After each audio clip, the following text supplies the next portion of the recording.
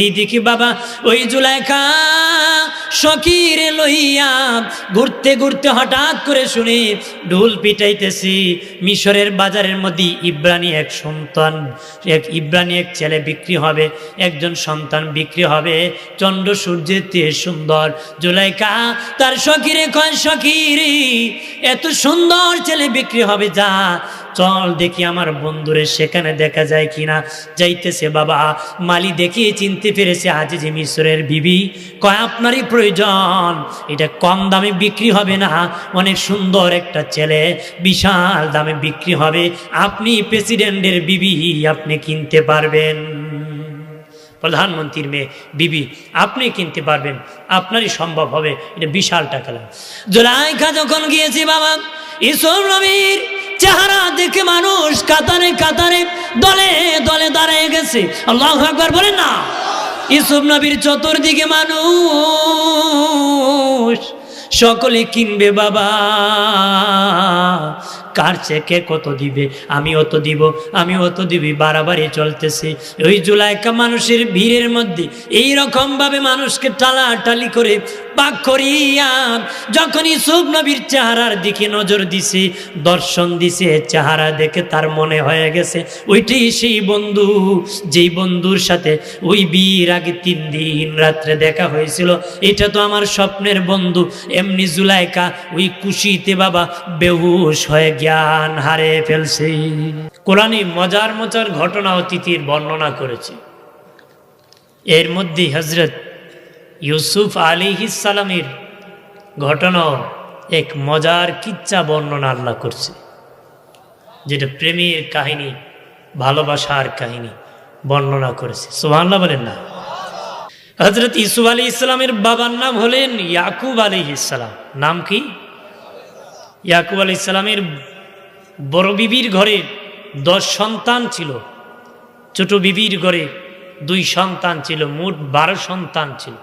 মোট কয় সন্তান? 12 সন্তান। মোট শেষে এক বিবির ঘরে 2 সন্তান, একজন ইউসুফ আলাইহিস সালাম, একজন বেনিয়ামিন। আগের বছর পরের বছর হওয়ার কারণে মা ছিল দুর্বল, ওই বিবিও ইন্তেকাল করলেন। এই বিবিও কি ইন্তেকাল করলেন। তাই ইউসুফ আলাইহিস সালাম ছোট্ট, তাদের মায়াটা বাবার কম হবে না বেশি হবে? জোরে বলে। হযরত ইয়াকুব নবী ইউসুফ নবীকে বেশি বেশি করে গো আদর করেন, যতন করেন, কারণ ইয়াকুব নবী উনি বাবার নবুয়তি, তারপরে কে নবী হবে উনি নবী হিসাবে জানতেন, এই জন্য ইউসুফকে তিনি বেশি ভালোবাসতেন। ওই দিন ইউসুফ নবীকে ইয়াকুব নবী ভালোবাসে, ওনার বড় 10 সন্তান, ভালো লাগতেছে না। ইউসুফ নবী একদিন স্বপ্নে দেখলেন 11 তারা আর চন্দ্র সূর্য 13টা ওনাকে সেজদা করতেছে। 11 তারা আর হলো চন্দ্র সূর্য, মোট 13টা ওনাকে সেজদা করছে। কি করছে? সেজদা করছে।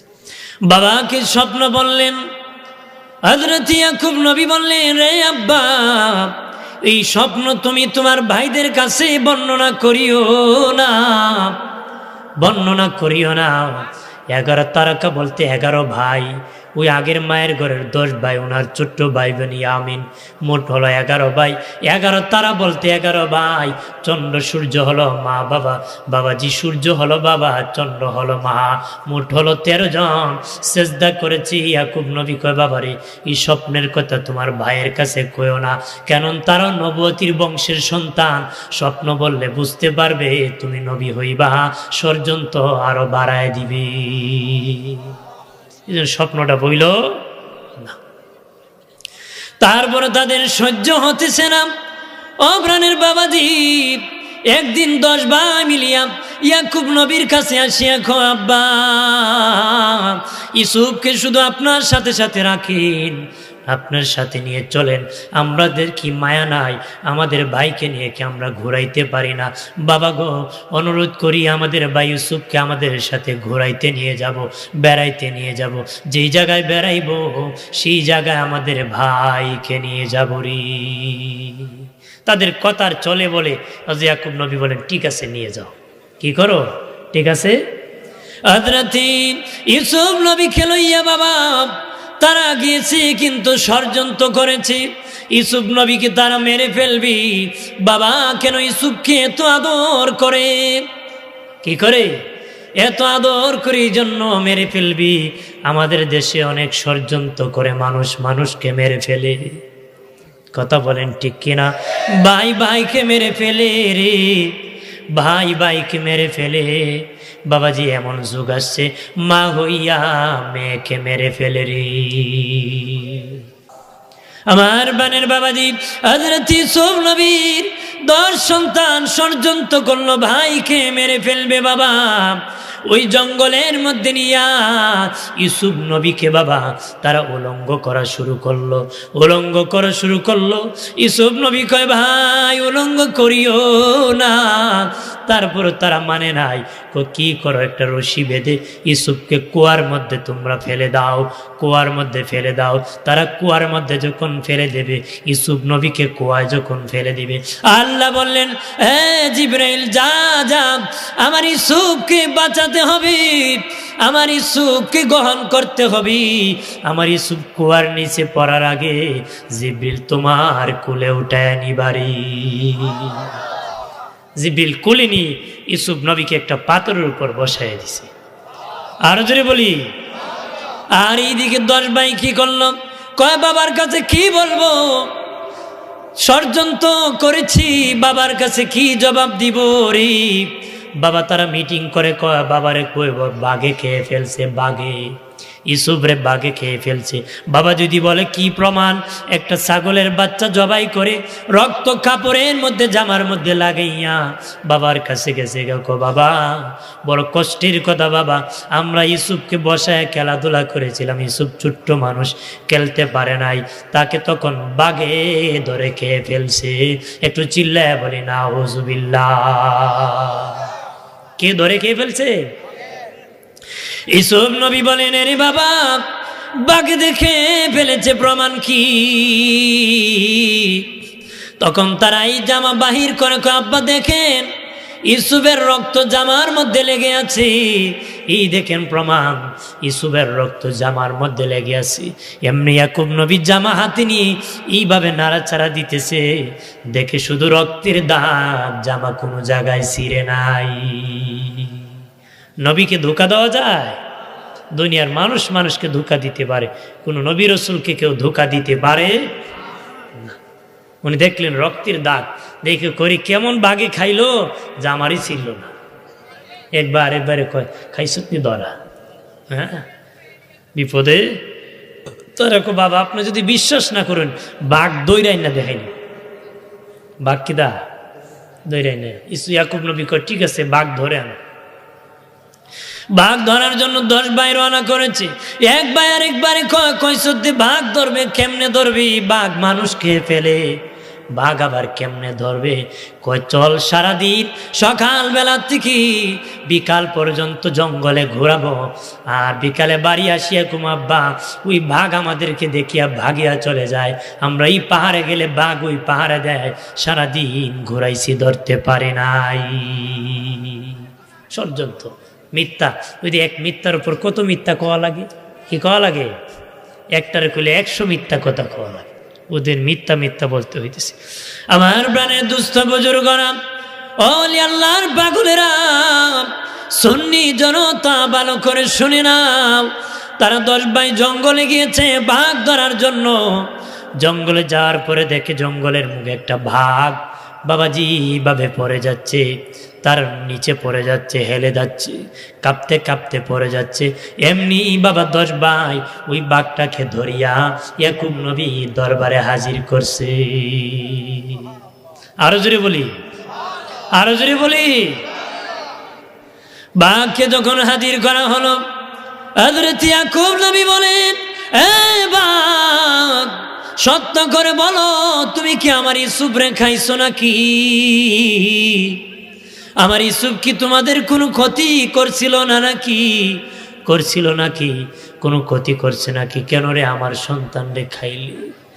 আমি ইয়াকুব রে কেন এতিম বানাইলি? আমার ইউসুফ রে কেন তোরা খাইলি? বাক আকাশের দিকে তাকায় আল্লাহ, চিৎকার দিয়া বলেন আল্লাহ, আরো জবান খুলে বলেন আল্লাহ, আরো আওয়াজ করে বলি ইয়া রাসূলুল্লাহ। বলেন প্রাণের আল্লাহ রে কোথায় গেলে পাব তোমারে, প্রাণের মাওলা কেমনে ডাকিলে পাব তোমারে। বন্দী হইলাম শয়তানের জালে, দিন কাটাইলাম হেলে দুলে। বন্দী হইলাম শয়তানের জালে, দিন কাটাইলাম হেলে দুলে।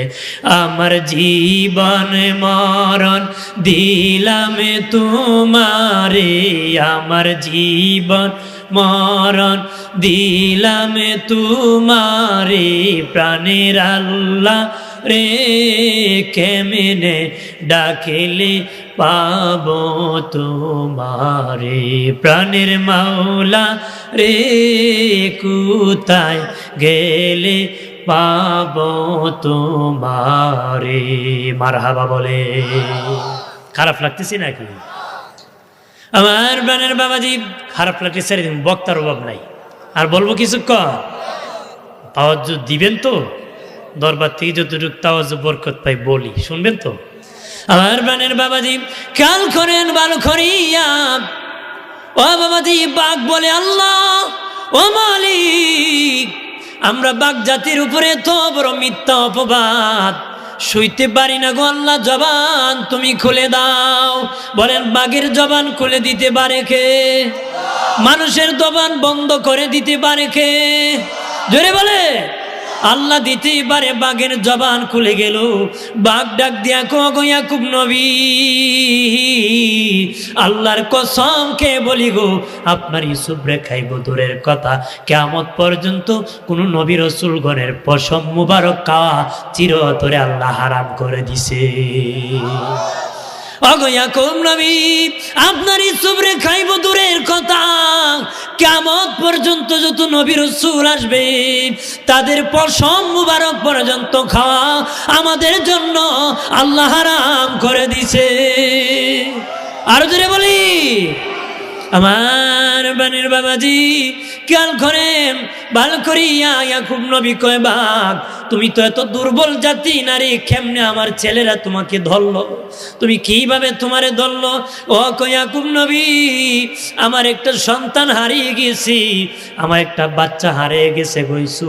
ইয়াকুব নবী, আমার বাচ্চা খুঁজতে খুঁজতে কাঁদতে কাঁদতে আমার শরীর দুর্বল হয়ে গেছে, জ্বর উঠে গেছে, অসুস্থতার কারণে আমাকে ধরে আনতে পারছি।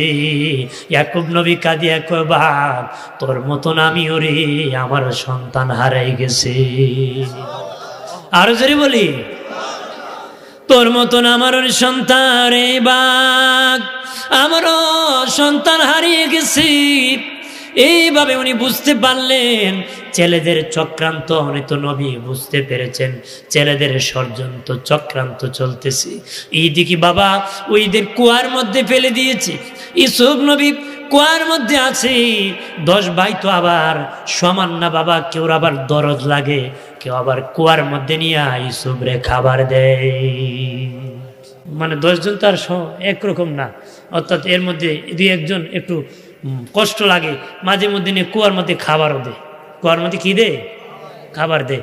এইখান থেকে একটা বাণিজ্যিক কাফেলা গিয়েছিল, তাদের পানি দরকার ছিল, তখন বলল যে এখানে ডুল ছাড়ো, ওদের পানির কুয়াতে একটা পাত্র ছাড়ো, যে পানি উঠাবো, পানির প্রয়োজন। কি প্রয়োজন? পানির প্রয়োজন। তারা বাবাজি যখন পাত্রই কুয়ার মধ্যে ফেলে দিয়েছে, আল্লাহ বলেন জিবরিল এই পাত্রের মধ্যে আমার ইউসুফ রে বসায়া দে। আর যদি বলি আল্লাহ যদি বাঁচায়, পৃথিবীর কেউ মারার ক্ষমতা নাই রে। খালি মানুষ মারার চক্রান্ত করেন, নিজে পুরে মরবেন। কথা বলেন ঠিক কিনা? জোরে বলেন ঠিক কিনা? কার জায়গা রাখতো জোরে, এই টেনশনে মরে। এ পর্যন্ত শুনি নাই কেউ আল্লাহর ভয়ে স্ট্রোক করে মরছে। কেউ ইসে অমুকে জায়গা রাখতে 10 লাখ ঋণ লাগছে, স্ট্রোক করে মরছে। কথা কন ঠিক কিনা? দুনিয়ার লোভে মরে, কেউ ইসে গরুর গোস্ত খায়া মরছে। কথা হয় না। খায়া মরে, দুনিয়ার পাপের আর লোভের টেনশন করে মরে, মালিকের ভয়ে কেউ মরে না। কথা বলেন না, জোরে বলে। আগের বুজুর্গানে দিন পিঠ হয়ে যেতেন, জ্ঞান চলে যেত জাহান্নামের ভয়। মারহাবা বলেন না, আল্লাহু আকবার বলে। এখন বেড়ায় টাকা নাই শুনছি, স্ট্রোক করে ভালাইছে, কইস না তোর বাপ স্ট্রোক করবে। কথা হয় না।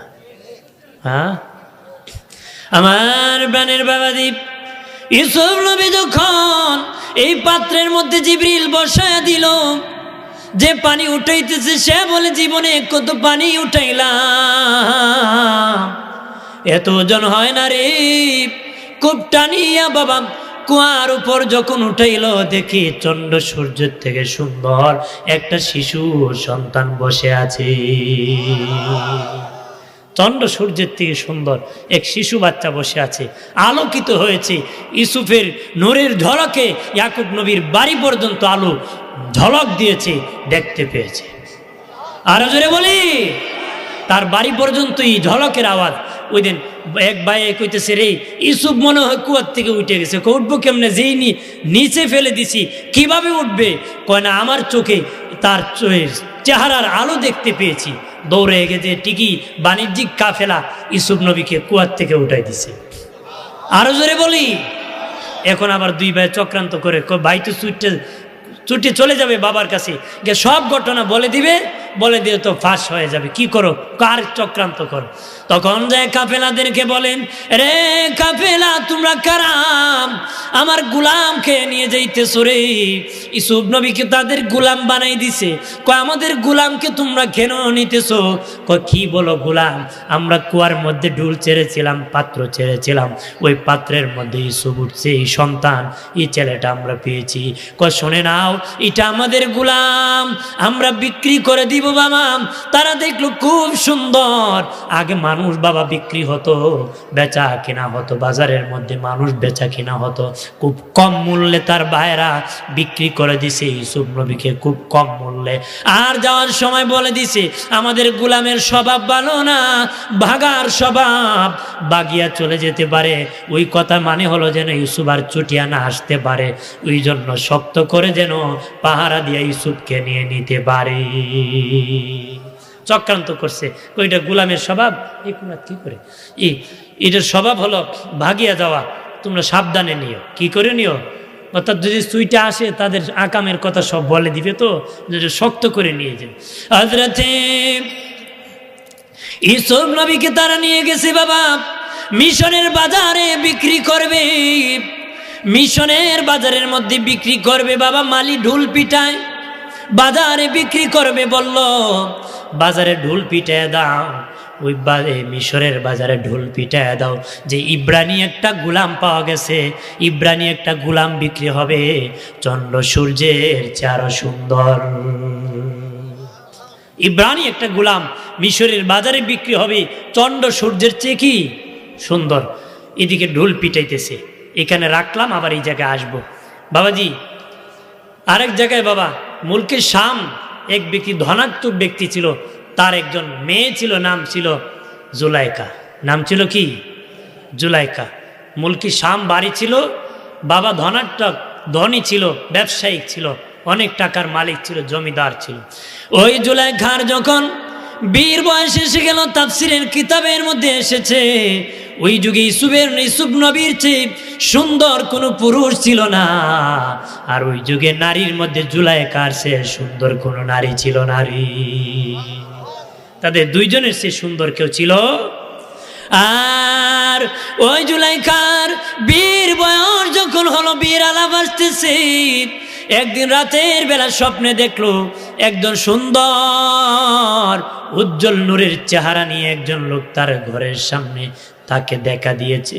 একদিন দেখেছে, 2 দিন দেখেছে, 3 দিন দেখে দেখে আফসোস করতেছে, সে কে রে, আমাকে এরকম 3 রাত ধরে দেখা দিতেছে, বেহুশ হয়ে যেতে। 4th রাতের সময়, বন্ধু তুমি কে, তোমার পরিচয় কি, তোমাকে তো আমি পরে পাই না গো বন্ধু, কোথায় গেলে তোমাকে পাবো? উত্তরে কয়, মিশরে আজির মিস্ত্রির দরবারে যাইও, মিশরে আজির মিস্ত্রির দরবারে যাইও, সেখানে গেলে আমাকে পাইবারি। মিশরে আজিজ মিসরির দরবারে যাইও, গেলে আমাকে সেখানে পাইবা। এই পরিচয় দিয়ে দিলাম।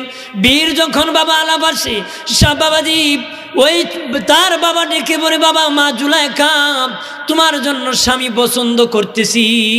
জুলাইখা কয় না, আমি বিয়ে বসবো না বাবা, যদি বিয়ে বসতে হয় মিশরের বাদশাহ আজিজ মিসরের কাছে আমি বিয়ে বসবো, আমি কারো কাছে বিয়ে বসবো না। জীবন মরণ খেলা, আশেক মাসুকের খেলা লাগছে। আল্লাহু আকবার বলেন না, প্রেমের খেলা লাগছে। সুবহানাল্লাহ বলেন না। যদি বিয়ে বসতে হয় আজিজ মিশরের কাছে বিয়ে বসবো, আর কার কাছে বিয়ে বসবো? ধনীর মেয়ে, মন রক্ষার জন্য মেয়ের বাবাজি মুলকে শাম থেকে মিশর চলে আসলেন। আজিজ মিশরের সাথে সাক্ষাৎ করে বললেন, লজ্জা হয় বলতে, তারপরে বলতে হয় আমার একটা সুন্দর মেয়ে আছে। এই যুগের মধ্যে আমার মেয়ের চেয়ে আর সুন্দর কোনো নারী নাই, মেয়ে নাই।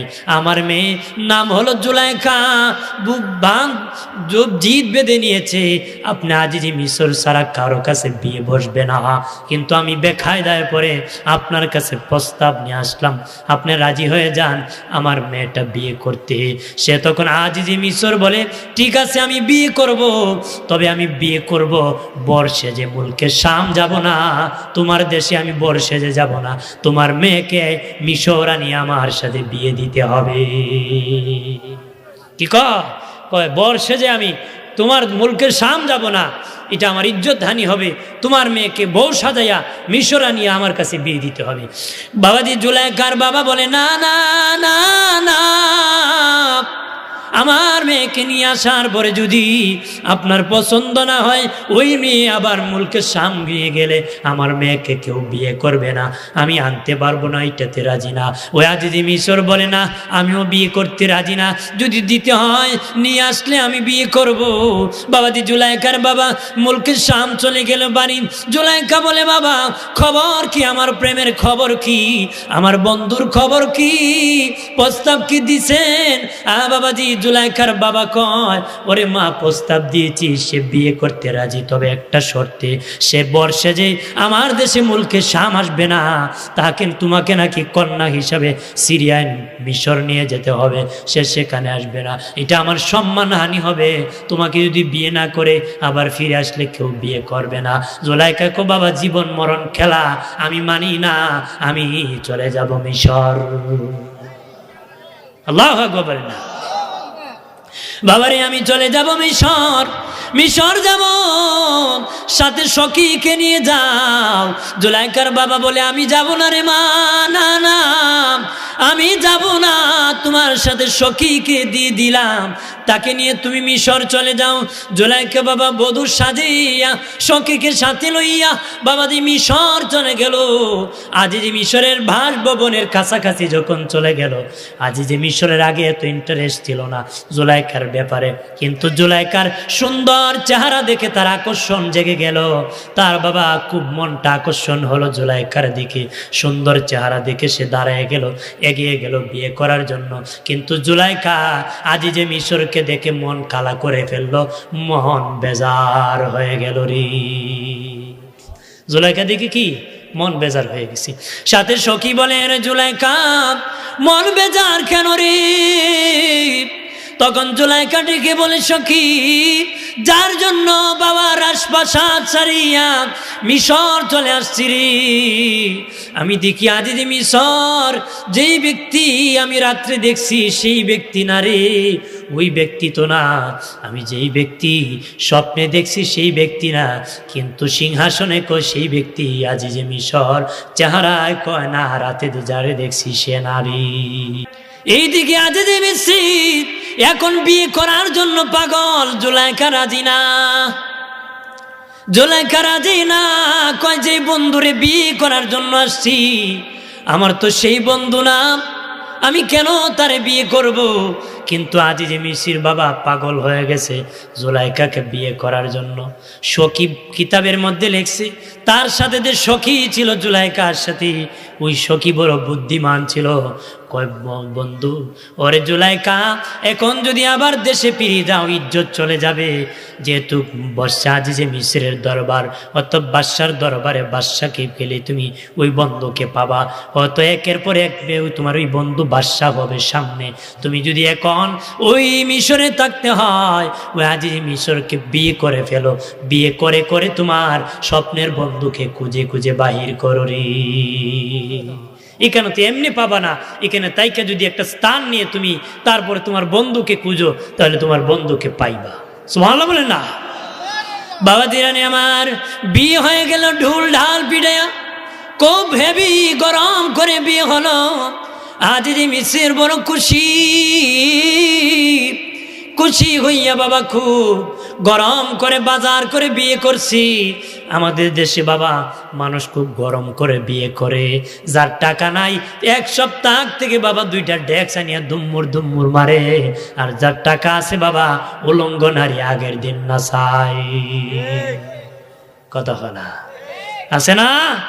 যার টাকা আছে তে নারী ভাড়া করে নাচায়, আর যার টাকা নাই এবারে 2টা ডেক্স আই না দুম দুম মারে, জিন্দা মুর্দা নাচায়। কথা হয় না? জোরে বলে। বিয়ের পরে কি কয়, বউ পাইছি কানা।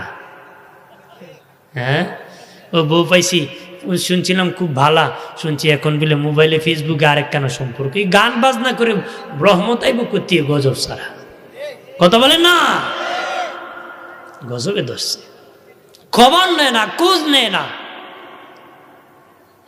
লোভীর কারণে বিয়ে করে ফেলে। কথা বলেন ঠিক কিনা? জোরে বলে। ওই এক জায়গায় একবার ছেলে আসিল গুঞ্জা, গুজা গুজা, তো গুজারে বিয়ে করাবে গেছি কন্যা দেখতে, গেছে কন্যা ডকের কন্যা চেয়ারে বসে আছে, তো বেচারা আর কুছ খবর নিছে না, বিয়ে করে গেল। ঠিক আছে, ডেট হয়ে গেছে, রাজি হয়ে গেছে। বিয়ের দিন যখন আসছে, গুঞ্জার বাবা গান গায়, জিততা গেল গুঞ্জা ফুয়া, জিততা গেল গুঞ্জা ফুয়া। তার অন্য ছেলেরা কয়, বাবা এই গান কেন গায়? কয় তোরা দেখ সুন্দর, শ্বশুর বাড়ি গরিব, বউ কালা, আমার ফুলা গুজা, শ্বশুর বাড়ি ধনী, বউ সাদা। আমরা কি সাদা? তো মানুষে শুনছে, বিয়ে বাড়ি কন্যার বাড়ি গিয়া কন্যার বাপরে কয়, আপনার বিয়েরই গান গায়। কন্যার বাবু কুজ নিচ্ছে না। কন্যার বাবা কি কি গান গায়? গান গায় জিততে গেছি গুঞ্জা ফুয়া। কন্যার বাবা আমারও একখান গান আছে, তাই শুনছেন নি? কি গান? বুঝে যাবে বেই টেল্লা নিতে, বুঝে যাবে বেই টেল্লা নিতে। খবর নে দেহে কন্যার ফাউই নাই, টেল্লা সারা বাড়িতে নিত, আর ফাউই নাই। আমরা লোভের কারণে শেষ মতো আকাম করে বেড়ায় মানুষ। কথা বলে, জোরে বলে। হেপাটের কতুলা আমার ফুরির ফাও নাই, খবর কিতা লইতাম, এর কতুলা আমার ফুলার গুঞ্জা আর কুচকিতে নিতাম। শেষে দেখা যায় এক কামেলই সব কি। আমার বানের বাবা জিরানি শেষ মুহূর্ত সখীর কথা, জুলাইখা রাজি হয়ে গেল। বিয়ে যখন হয়ে গেল বাবা, আল্লাহ রাব্বুল আলামিন আজিজে মিসরের সেই দিন যৌবন শক্তি উঠায় নিছে। জুলাইখা রাতের বেলা যখন বাসর ঘরে গেছে, আজিজে মিসর বাবা তার পুরুষত্ব শক্তি আল্লাহ নিয়ে গেছে, পুরুষত্ব ক্ষমতা আমার আল্লাহ তার উঠায় নিয়ে গেছে রে। জুলাইখা মনে মনে কয়, আরো ভালো হইছে আমি তো তোমাকে অন্তরে রাখি নাই, তোমার মতন স্বামী এখন আমার দরকার, যার কোনো কাজ নাই, যার কোনো কি নাই, কাজ নাই, তোমার মতন স্বামী দরকার। আমি তো আসছি আমার ওই বন্ধুর জন্য। থাকতেছে বাবা, থাকতেছে, আর সখীর নিয়ে বাবা ঘুরাই, খবর নেই দেখি আমার স্বপ্নের বন্ধুরে নিয়ে আমি পাই। স্বপ্নের বন্ধুরে খুঁজে আমি ওই জায়গায় রাখছিলাম, মালি ঢুল পিটাইতেছে যে মিশরের বাজারের মধ্যে গোলাম বিক্রি হবে। এই দেখি বাবা ওই জুলাইখা সখীরে লইয়া ঘুরতে ঘুরতে হঠাৎ করে শুনি ঢুল পিটাইতেছি মিশরের বাজারের মধ্যে ইব্রানি এক সন্তান, ইব্রানি এক ছেলে বিক্রি হবে, একজন সন্তান বিক্রি হবে, চন্দ্র সূর্যের চেয়ে সুন্দর। জুলাইখা তার সখীরে কয়, সখীরে এত সুন্দর ছেলে বিক্রি হবে, যা চল দেখি আমার বন্ধুরে সেখানে দেখা যায় কিনা। যাইতেছে বাবা, মালি দেখি চিনতে পেরেছে আজিজে মিশরের বিবি। কয় আপনারই প্রয়োজন, এটা কম দামে বিক্রি হবে না, অনেক সুন্দর একটা ছেলে, বিশাল দামে বিক্রি হবে, আপনি প্রেসিডেন্টের বিবি, আপনি কিনতে পারবেন, প্রধানমন্ত্রীর মেয়ে বিবি আপনি কিনতে পারবেন, আপনারই সম্ভব হবে, এটা বিশাল টাকা লাগে। জুলাইখা যখন গিয়েছি বাবা, ইউসুফ নবীর চেহারা দেখে মানুষ কাতারে কাতারে দলে দলে দাঁড়িয়ে গেছে। আল্লাহু আকবার বলেন না। ইউসুফ নবীর চতুর্দিকে মানুষ, সকলে কিনবে বাবা, কার চেকে কত দিবে, আমি অত দিব, আমি অত দিবি, বাড়াবাড়ি চলতেছে। ওই জুলাইখা মানুষের ভিড়ের মধ্যে এই রকম ভাবে মানুষকে টালাটালি করে পাক করিয়া যখন ইউসুফ নবীর চেহারার দিকে নজর দিছে, দর্শন দিছে, চেহারা দেখে তার মনে হয়ে গেছে ওইটাই সেই বন্ধু, যেই বন্ধুর সাথে ওই বিয়ের আগে 3 দিন রাত্রে দেখা হয়েছিল, এটা তো আমার স্বপ্নের বন্ধু। এমনি জুলাইখা ওই খুশিতে বাবা বেহুশ হয়ে জ্ঞান হারে ফেলছে। আল্লাহু আকবার। খুশিতে বাবা মানুষ বেশি দুঃখ সইতে পারে না, মানুষ বেশি সুখ সইতে পারে না রে, বেশি দুঃখ মানুষ সইতে পারে না, বেশি সুখ মানুষ সইতে পারে না। যদি বেশি সুখ মানুষ সইতে পারত, সুখের কথা হলো জান্নাতের কথা, তাহলে আল্লাহ কোরআনে সূরা জান্নাত নামক একটা সূরা নাজিল করত। বেশি দুঃখ যদি মানুষ সইতে পারত, তাহলে কোরআনের মধ্যে সূরা জাহান্নাম নামক আল্লাহ একটা সূরা নাজিল করত। আল্লাহ সূরা জান্নাত নামক কোন সূরা নাজিল করে নাই, জাহান্নাম নামক কোন সূরা নাজিল করে নাই। কিন্তু জান্নাতের কথা কোরআনে আছে, জাহান্নামের কথা কোরআনে আছে। জান্নাতের কথা শুধু সুখের কথা, জাহান্নামের কথা শুধু দুঃখের কথা।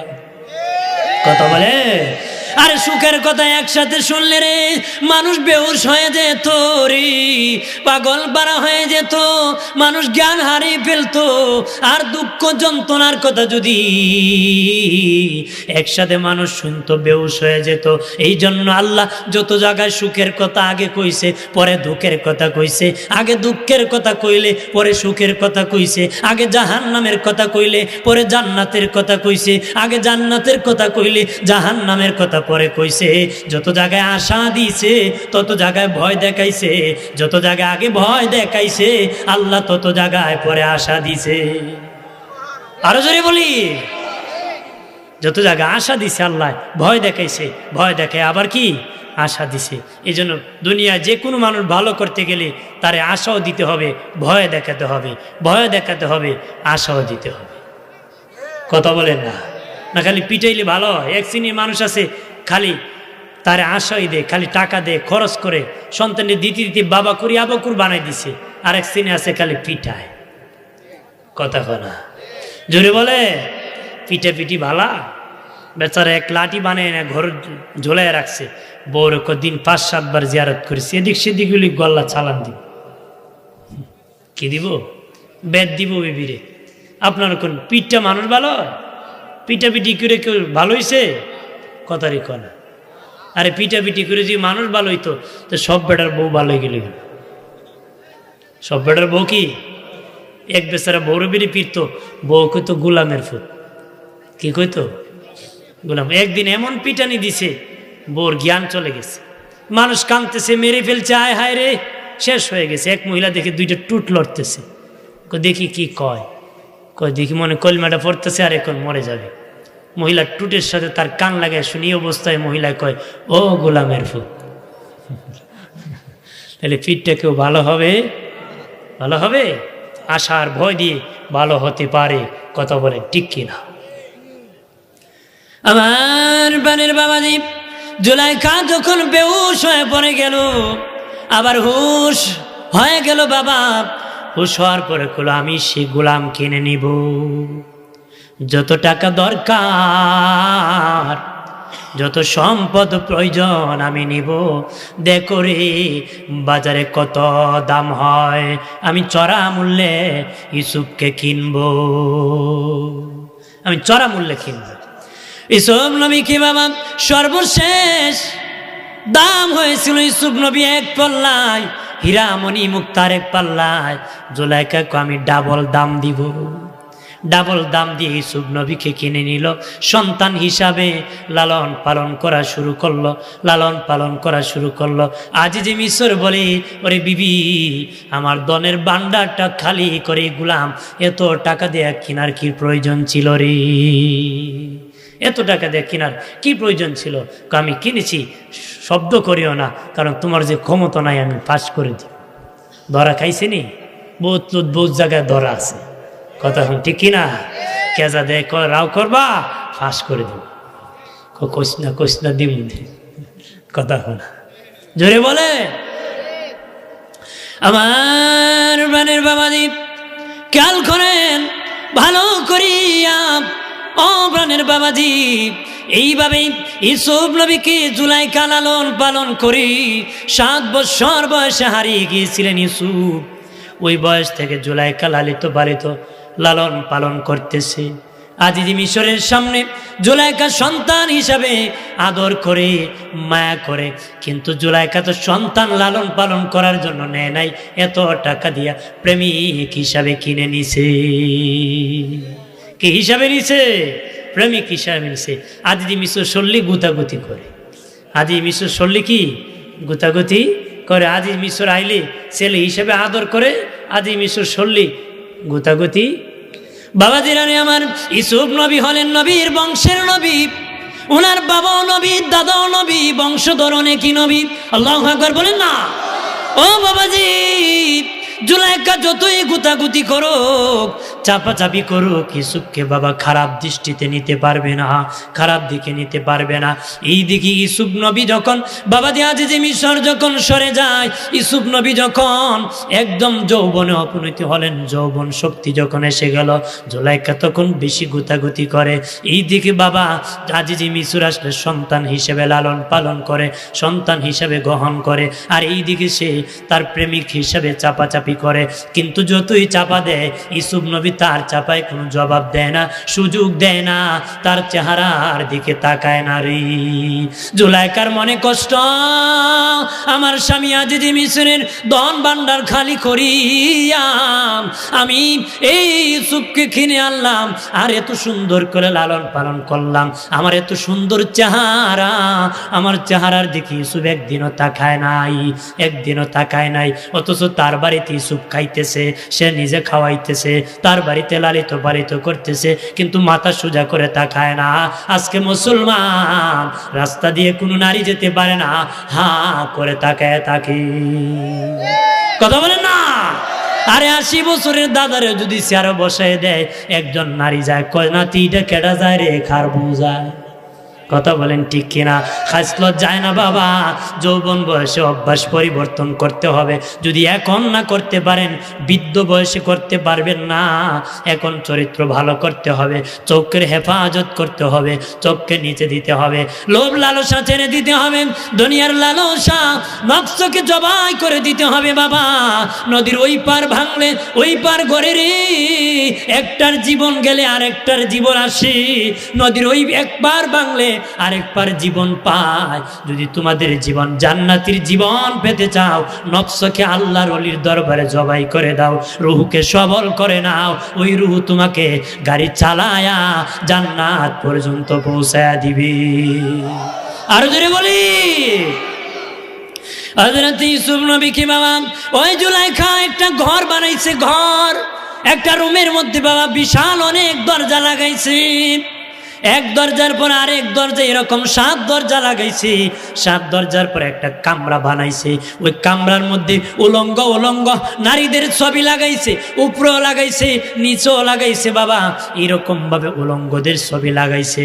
জুলাইখা আগে বুদ্ধি করে গোলাম খাদিম খুদ্দামদেরকে কইছে, আমি যখন একটা দরজা অতিক্রম করব, তোমরা একটা দরজা বন্ধ করে দিবা, দ্বিতীয় দরজা অতিক্রম করলে দ্বিতীয় দরজা বন্ধ করে দিবা, তৃতীয় দরজা অতিক্রম করলে তৃতীয় দরজা বন্ধ করে দিবা, চতুর্থ দরজা অতিক্রম করলে চতুর্থ দরজা বন্ধ করে দিবা, পঞ্চম দরজা অতিক্রম করলে পঞ্চম দরজা বন্ধ করে দিবা, ষষ্ঠ দরজা অতিক্রম করলেন ষষ্ঠ দরজা বন্ধ করে দিবা, সপ্তম দরজা বন্ধ অতিক্রম করলেন সপ্তম দরজা বন্ধ করে দিবা। 7 দরজা পার হওয়ার পরে ওই যেই রুমের মধ্যে উলঙ্গ ছবি জুলাইখা লাগায় রাখছে, যখন প্রবেশ করেছে সব দরজা বন্ধ হয়ে গেছে। এবার ইউসুফ নবী বাবা ডানও তাকাইতে পারে না উলঙ্গ ছবি, বামেও তাকাইতে পারে না উলঙ্গ ছবি, উপরে তাকাইতে পারে না উলঙ্গ ছবি, সামনেও তাকাইতে পারে না উলঙ্গ ছবি, পিছনে তাকাইতে পারে না উলঙ্গ ছবি, সামনেতে নিচে তাকাইতে পারে না উলঙ্গ ছবি। ইউসুফ নবী কয়, আরে জুলাইখা, এই ঘরের মধ্যে কেন আল্লাহ ডানে বামে সামনে পিছনে উপরে নিচে উলঙ্গ ছবি লাগানো আছে?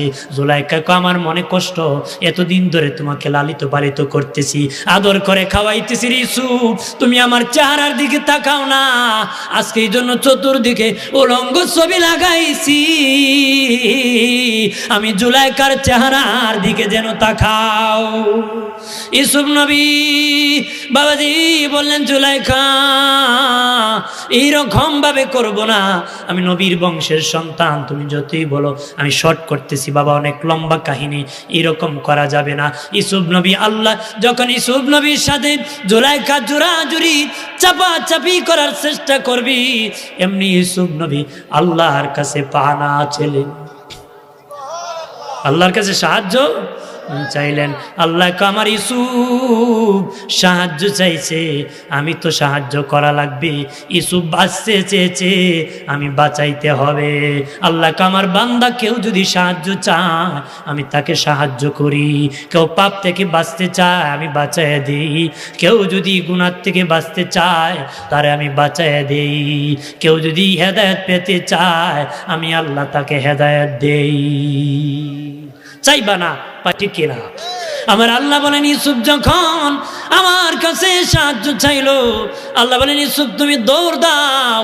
ইউসুফ নবী দৌড় দেওয়া শুরু করলো। জুলাইখা দৌড়ায় লাভ নাই, সামনে দরজা বন্ধ, ধরতে পারবা না। ইউসুফ নবী দৌড় দিয়ে এক দরজা খুলে গেছে, আর একটু সামনে গেছে, দ্বিতীয় দরজা খুলে গেছে, আরে সামনে গেছে, অটোমেটিক বাবা খুলতে খুলতে 7 দরজা খুলে গেছে রে।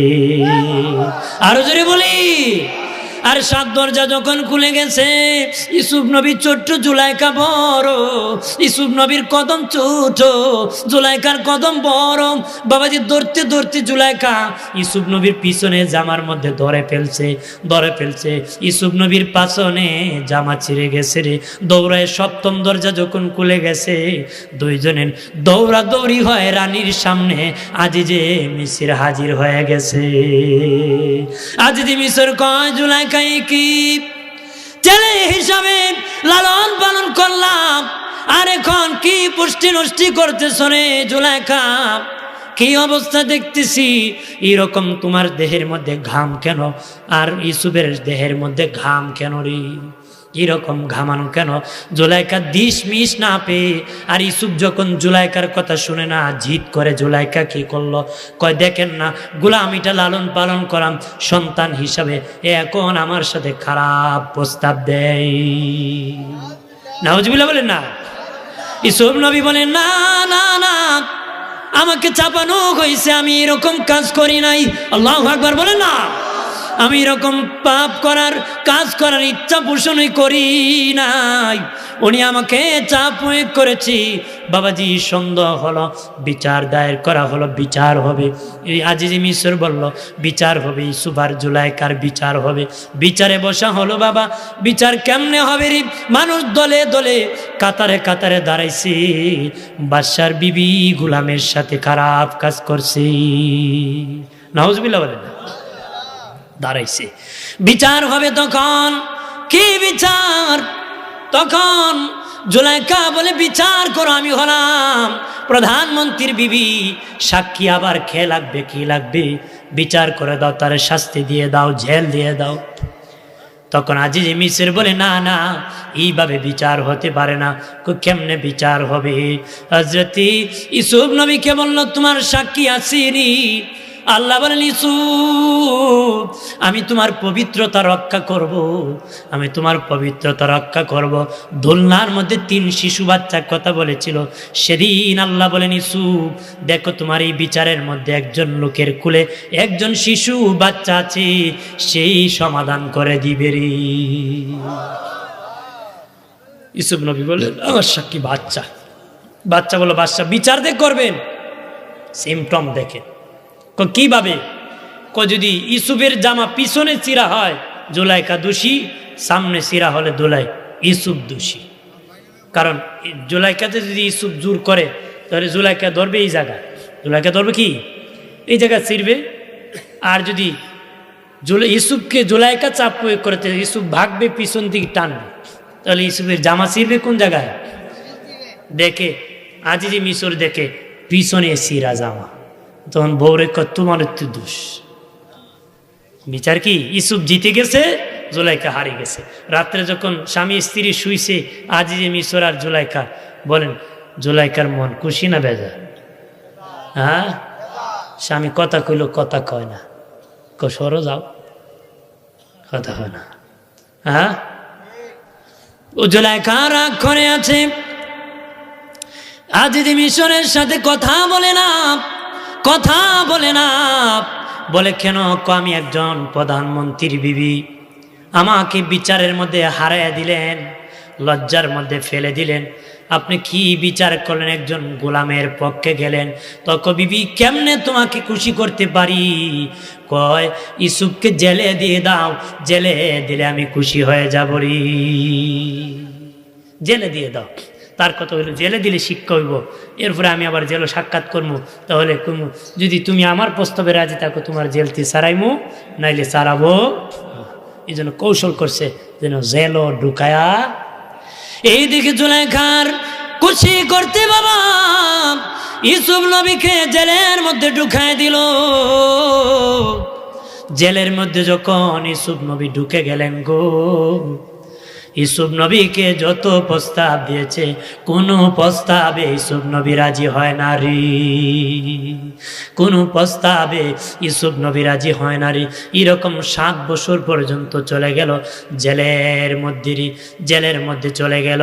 এইদিকে বাবা আজিজে মিশর মারা গেল, আজিজে মিশর মারা গেল। জুলাইকা বাবা এইদিকে স্বামী হারা হয়ে গেল, বাবার ধনাত্ম ধন সম্পদ ছেড়ে চলে গেল। ইউসুফকে পেল না, জেলখানায় বন্দি করলো পাওয়ার জন্য, কিন্তু এমন বন্দি হলো ইউসুফ তো বাহির হইতে পারতেছে না, আমিও পাইতে পারতেছি না, আর ক্ষমতা নাই বাহির করব। কিভাবে করব? বাহির করা যাবে না। আল্লাহর সিদ্ধান্ত ইউসুফকে রক্ষা করছে আল্লাহ, জেলখানায় ঢুকাইয়া বাবা আমার আল্লাহ সিদ্ধান্ত গ্রহণ করে। বন্ধুরে আমার খেয়াল করেন ভালো করিয়া, জুলাইকা ইউসুফ ইউসুফ ইউসুফ বলে কান্দে আর ঘুরায়, বাজারে ঘুরায়, বাড়ি ঘুরায়। কেউ যদি জুলাইকার সামনে গিয়া কয় ইউসুফ ইউসুফ ইউসুফ, জুলাইকার সম্পদ তাকে দান করে দেয়। একবার ইউসুফ বলে এত টাকা দেয়, 2 বার বললে এত টাকা দেয়। আমাদের দেশে অনেক মুরব্বী আছে, অনেক ধনী আছে, তার সামনে একটা ফার্ম দিলে কিছু টাকা দেয়। কথা বলেন ঠিক কিনা? যদি কোন চাচা আপনি সারা এলাকাত কে আছে তাহলে আপনি একটা চা খান। কথা বলেন ঠিক কিনা? এইরকম ভাবে বাবা মানুষও বড় চালাক রে, যারে পাম দিলে যেমনি খাওয়া যায়, মিথ্যা পাম দিয়ে মানুষ খায়। ওই জুলাইকার কাছে যখন ইউসুফ নাম জপলে মানুষ জুলাইকা দান করে, মানুষ দলে দলে কাতারে জুলাইকার কাছে আসিয়া ইউসুফ নবীর নাম জপে। ইউসুফ বলে যখন নাম বলে, তখন জুলাইকা দান করতে করতে রাস্তার ফকির হয়ে গেছে। জুলাইকার কোনো সম্পদ নাই। ইউসুফ নবীর জন্য কানতে চক্ষু 2টা হারায় ফেলছে। জুলাইকার যৌবন শক্তি চলে গেছে, একদম বুড়া হয়ে গেছে, চুল পেকে গেছে। কি হয়েছে? চুল পেকে গেছে, একদম বুড়া হয়ে গেছে। জুলাইকা বাবা বুড়া হয়ে গেছে, যৌবন শক্তি চলে গেছে গো। আর এইদিকে বাবা বাদশা স্বপ্নে দেখেছে বাবা ওই স্বপ্নের তাবির কেউ করতে পারতেছে না, শর্ট করতেছি। আরেকজন বলল জেলখানায় একজন ব্যক্তি আছে, ওই ব্যক্তি স্বপ্নের তাবির করবে, তাকে ধরে আনো জেলখানার থেকে। ইউসুফ নবীকে নেওয়া হলো। ইউসুফ নবী বক্কা দিলেন, বললেন আপনার রাজ্যে আপনার স্বপ্নের তাবির হলো 7 বছর আপনার দেশে ফসল বেশি হবে, ফসল বেশি হবে, পরের 7 বছর আপনার দেশের মধ্যে অভাব হবে, পরের 7 বছর আপনার দেশে অভাব হবে। প্রথম 7 বছর আপনার দেশে ফসল বেশি হবে, পরের 7 বছর দুর্ভিক্ষ হবে, দুর্ভিক্ষ হবে, অভাবে পড়ে যাবেন। ওই 7 বছর মোকাবেলা করতে হবে, ওই 7 বছর মোকাবেলা করতে হবে। বাদশা বলল ঠিক আছে, তুমি যেহেতু ব্যাখ্যা করেছো, তোমাকে ওই দেশের খাদ্যমন্ত্রী বানায় দিলাম, অর্থমন্ত্রী তোমাকে বানায় দিলাম। সুজা জেলখানার থেকে অর্থমন্ত্রী হয়ে গেছে। মারহাবা বলেন না? আর জোরে বলি বলেন যে 7 বছর ফসল হবে, 7 বছর দুর্ভিক্ষ হবে। এজন্য কি করতে হবে, যে 7 বছর দিয়ে বেশি হবে, ওই 7 বছরের মাল গুদাম জাত করে রাখতে হবে, পরে 7 বছর সেটার মোকাবেলা করতে হবে। আরো জোরে বলি বাবা দিরানে আমার খেয়াল করেন ভালো করিয়া। এমনি এমনি ইউসুফ নবী যখন বাদশাহ হলেন মিশরের, ইউসুফ নবী জুলাইকা সব হারাইয়া, বাবাজি বাড়ি নাই, ঘর নাই, কিছু নাই, রাস্তার পাশে একটা ঝুপড়ির মধ্যে ছোট্ট একটা ঘর বানায়া জুলাইকা সে ঘরের মধ্যে থাকে। ইউসুফ নবী একদিন যাইতেছে রাস্তা দিয়া, শুনে ঝুপড়ির মধ্যে কে জানি কয় ইউসুফ ইউসুফ ইউসুফ।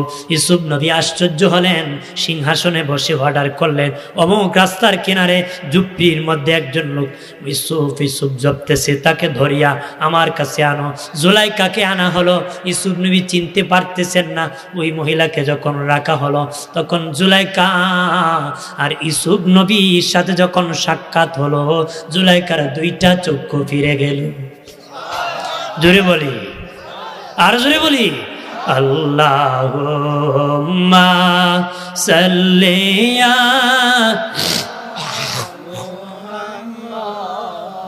ওয়ালা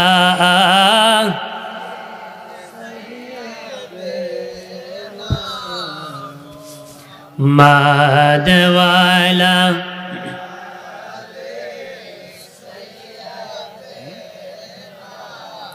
কান্দায়ো না, কান্দায়ো না নবীকে, নবীকে কাঁদাইলে কাঁদবা হাসরে। আল্লাহ হুম্মা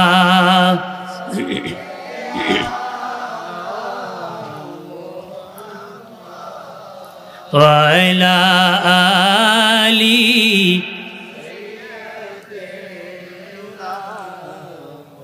হাম্মাদ ওয়ালা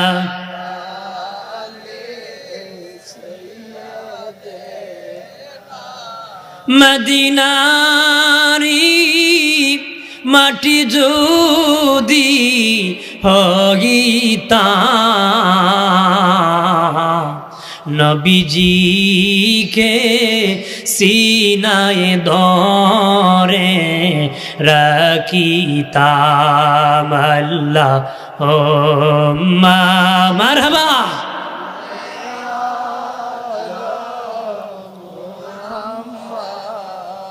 ওয়ালা আলি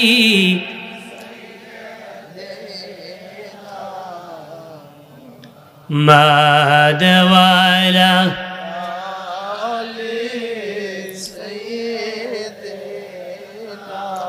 আমার প্রাণের বাবাদীপ চক্ষু যখন ফিরে আসলো, তখন নারে তাকবীর, নারে রিসালাত, আল্লামা মুফতি জসিমউদ্দিন মুজাহিদি হুজুরের আগমন, মুজাহিদি হুজুরের আগমন, নারাই তাকবীর, নারাই রিসালাত। সালাম মারহাবা বলেন, জোরে বলেন মারহাবা। আল্লামা মুফতি জসিমউদ্দিন মুজাহিদি সাহেব এসে গেছেন, মারহাবা বলেন। সুন্দর কণ্ঠে আলোচনা করবেন, মধুর কণ্ঠে আপনার প্রাণ ভরে শুনবেন। হাজরিন, এটা হলো প্রেমের কাহিনী, ভালোবাসার কাহিনী। হাজরিন, এই ভালোবাসা আমার আছে কি না? জোরে বলেন, আছে কি না? আমরা ভালোবাসবো কার জন্য? জোরে বলেন, কার জন্য? আল্লাহর জন্য। প্রেম করব, ভালোবাসবো, এটা অবৈধভাবে নয়। ভালোবাসবো কাকে? নবীকে, মাকে, বাবাকে, বন্ধুকে, বিবিকে, আমার পীরকে, ওলি আল্লাহকে। অনেকে আছে অবৈধ প্রেম করে, নারীর সাথে প্রেম করে শেষে বিষ খেয়ে ফেলে। কথা বলেন না? ও তো 2টা পাশ লাগায় মরে, নাহলে একটা মরে আর একটা বিয়ে করে ছেলে মেয়ের বাবা হয়। কথা বলেন ঠিক কি না? আছে কি না? এগুলা করবেন না, এগুলো হারাম। যারা আত্মহত্যা করে জাহান্নামী হবে। আত্মহত্যা কি মহাপাপ, এগুলা করবেন না। ইফটিজিং করবেন না। ছেলেরা ইফটিজিং করে রাস্তায় মেয়েদেরকে ডিস্টার্ব করে, এই মানে নারী টিজিং মানে অসভ্য কথা, নারীকে অসভ্য কথা বলার নাম কি? ইফটিজিং। এই সমস্ত ইফটিজিং মার্কা বকাটে ছেলে হবে না। যারা যুবক আছো তোমরা আল্লাহওয়ালা ওলি আল্লাহর ভক্ত হবা, রাজি আছো? আদবদার হবা, আদবে আউলিয়া, বেআদবে কি দেউলিয়া।